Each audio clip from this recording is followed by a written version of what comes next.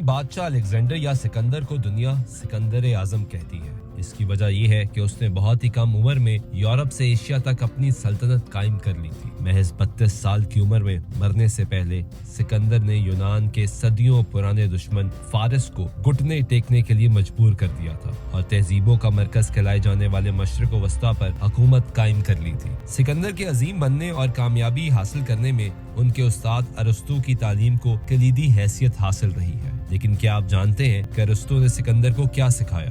तो हम आपको आज ये इस वीडियो में बताएंगे। अरस्तू ने सिकंदर को एक कहानी सुनाई थी। ये कहानी ट्रॉय की जंग की कहानी थी। ये कहानी इंसानी जज्बात का निचोड़ है। इसमें इश्क और मोहब्बत है, नफरत है, ये रज़्म की दास्तान भी है और बज़्म की भी। इसमें इंसानों के कारनामों का बयान भी है और उनकी नाकामियों का माजरा भी। इलियड एक ऐसा रज़्मिया है जिसने सिकंदर को जीत के जज्बे से सरशार कर दिया। उन्होंने ट्रॉय की जंग से यूनानी बादशाहों की यकजहती और जंगी हिकमत अमली सीखी और फिर दुनिया पर फतह हासिल की। कहानियां हमारी तहजीब और सकाफत में पेवस्त होती हैं। मशरिक से मगरिब तक और शुमाल से जनूब तक दुनिया के हर गोशे में और इंसानी तहजीब की तरक्की के हर दौर में किस्सा गोई मौजूद रही है। अरस्तू का कहना था कि अदब और कहानियां सिर्फ इंसानों की तफरीह के लिए नहीं बल्कि इंसानियत का सबक सिखाने और कायदे कानून बनाने में भी अहम किरदार अदा करती हैं। उनके अलावा शायरी इंसानी जज्बात की अक्कासी करती है और हमें बेहतर इंसान बनाने में किरदार अदा करती है। ये नहीं है कि दुनिया भर में अदब की इब्तिदा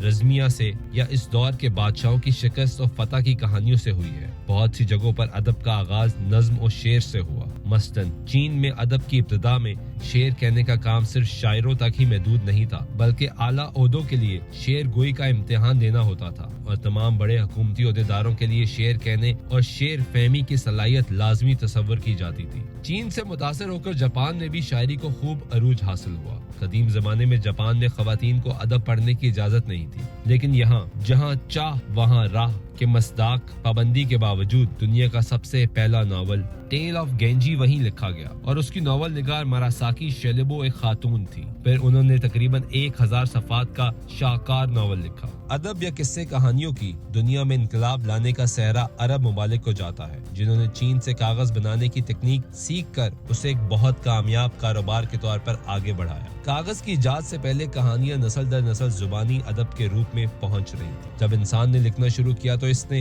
अपने ख्यालात दरख्तों की छालों और पत्तों पर दर्ज करने शुरू किए, पत्थरों पर कुंदा किए। कागज की दरियाफ्त के बाद सारा मंजर ही बदल गया और अरब में अलिफ लैला की कहानियां इसी तरह यकजा की गई। कहानियां हो या नज़्में या फिर रज़्मिया दास्तान, ये सब इंसानी तारीख का अहम हिस्सा है। बेहश्त और जहन्नुम का तस्वर बिल्कुल मजहबी है, लेकिन अतालवी शायर दांते ने इसे बहुत ही खूबसूरत अंदाज में अपनी तसनीफ डिवाइन कॉमेडी में पेश किया है। कागज की इजाद ने अदब को तहफ़्फ़ुज़ फराहम किया और उसे यकजा करने का काम किया। प्रिंटिंग की इजाद इसे घर घर पहुंचाया। प्रिंटिंग के बाद नावल लिखने का रवाज परवान चढ़ा। खास तौर पर खवातीन के लिए नावल बड़े पैमाने पर लिखे जाने लगे। नए उभरते हुए ममालिक ने अपनी आज़ादी के लिए जदीद नावल का इस्तेमाल किया। दरअसल सियासी आज़ादी के लिए सकाफती आज़ादी बहुत अहम है और नावल इसकी मुकम्मल आज़ादी देता है। जो टेक्नोलॉजी में तरक्की हुई, लोगों तक अदब तक रसाई भी बढ़ गई। इसमें तालीम की बढ़ती हुई सतह ने भी अहम किरदार अदा किया। ज्यादा कारीन पैदा होने लगे तो ज्यादा कहानियां लिखने वाले भी आने लगे।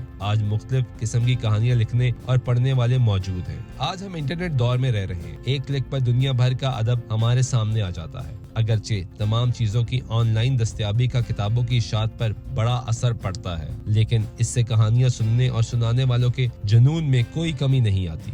ख्वाह कोई हाथ में किताब लिए पढ़ता नजर ना आता हो, लेकिन सबके पास ऐसे गैजेट्स हैं जिसके जरिए जब चाहे पढ़ सकता है। लिहाजा हम कह सकते हैं कि डिजिटल वर्ल्ड में हम अदब लिखने का एक नई आगाज कर रहे हैं। जमाना ख्वाह कितना ही क्यों ना बदल गया हो, राजा रानी तब्दील हो गए हो, लेकिन किस्से कहानी का दौर जारी है और कहानी की हुकूमत हमारे दिलों पर कायम है।